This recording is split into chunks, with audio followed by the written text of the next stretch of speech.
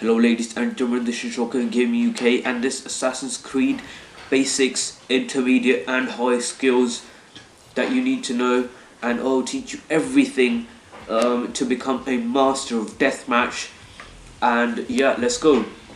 So Deathmatch basics here is that you have the portrait of your target in the bottom right of the screen. So how to use this to your advantage?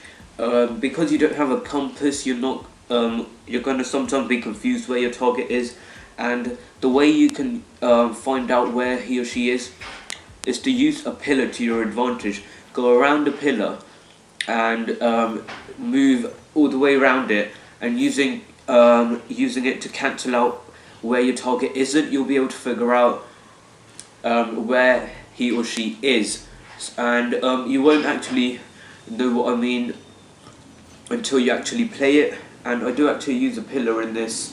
As you can see there, I was able to go past it, and I saw that my portrait wasn't highlighted when I went past it, so it was my target was clearly right next to me or around me. So, and I find out he was right on the right of me. So you can use pillars as an advantage.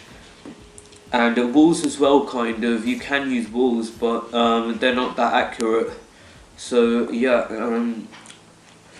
and also because maps in Deathmatch are very small, what you want to do is try and not run around that much, because it's very likely that when you run around, your pursuer will have you in sight. So don't try and run around in Deathmatch. It's a very, very bad thing to do that, unless you have, say, smoke bomb or a tripwire or knives or something like that. So don't try and run around in Deathmatch. And also use benches and things like haystacks or benches. They can help you to get hidden kills, and hiddens can really help you out because Deathmatch is such a small map. If you use something like disguise, your your target won't know which one is used, so you can get hiddens and stuff like that, and that will really help you out. And contested kills, if an enemy is really if you don't have any ability to protect yourself and an enemy is going towards you, don't try and run away, just contest their kill, and you're going to be pretty much okay. It's better than nothing, really. So contested kills are nothing bad. And yeah, and the pursuers, what you want to do is preferably preferably use bodyguard or decoy to lure your pursuer, and once they're lured you can stun them, like I did there. I didn't actually use bodyguard, but you can do, or you can use knives, and once you've knifed them, maybe go around the corner, so when they go around the corner they'll be surprised, so you can get a corner stun or things like that. Plus morph or blender perk is quite useful. Morph, I wouldn't recommend morph because you could have another more useful ability in there, such as, say, poison or disguise.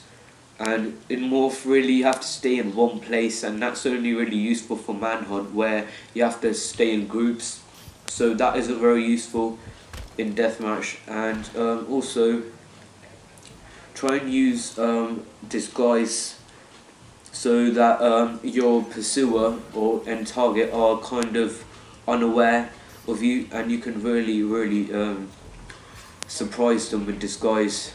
I've seen like prestige 10s getting I've been able to stun prestige 10s just using disguise, and you unlock it straight away, so nothing too difficult there.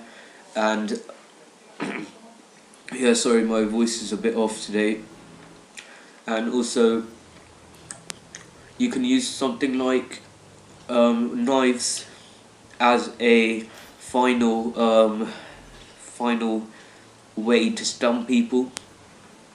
If you have no other abilities, knives can be useful in that regard. And I'd say that's pretty much it for the abilities. or if you want to try anything out, definitely go into hop into a private match, and test out abilities, and whatever works for you, just use it. And some advanced strategies, I would say, when you're in deathmatch and you have more than one pursuer on you, what you want to do is try and don't go for your target.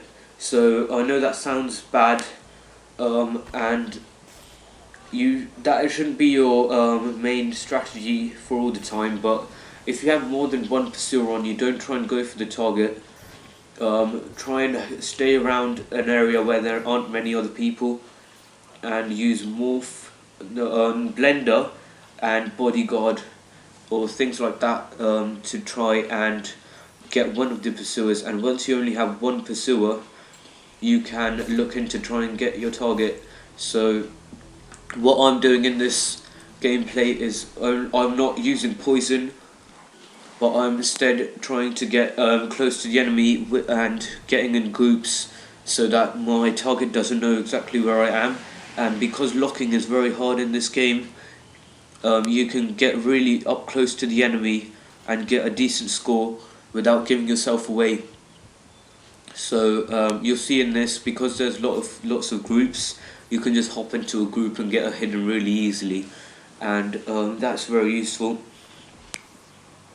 I'm just trying to think of any other strategies that might be useful. Stun and the contested kills. You might want to use that perk that doesn't let you divide your contested kills. That can be quite useful, because in deathmatch you will get quite a lot of contested kills, and that could be quite useful. And also it reduces your stun time, so that's an advantage, because your pursuers are usually very close to you in deathmatch. So reducing your stun time will be a huge advantage, because you can just kill your next target without having to worry that your pursuer is right close to you. So reducing stun time and contested kills is very efficient. There you see me using bodyguard, and I didn't do it properly because I didn't let him get close enough that he would get stunned by the bodyguard. So definitely, when you use bodyguard, wait for them to get really close to you, or you pretty much just wasted the ability. So other strategies, I'm